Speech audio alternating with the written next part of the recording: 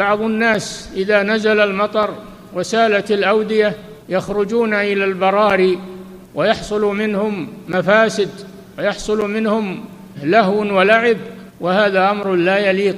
ما بهذا تقابل النعمة، وإنما بشكر الله سبحانه وتعالى. لا مانع أن الناس يخرجون إلى المطر وإلى الأودية ويشكرون الله سبحانه وتعالى ويرفهون عن أنفسهم، لكن أن يجعلوا ذلك فرصة للغفلة واللهو واللعب وإظهار المعاصي، وقد يكون أشد من ذلك تضييع الصلاة، فهذا أمر منكر، هذا كفر للنعمة.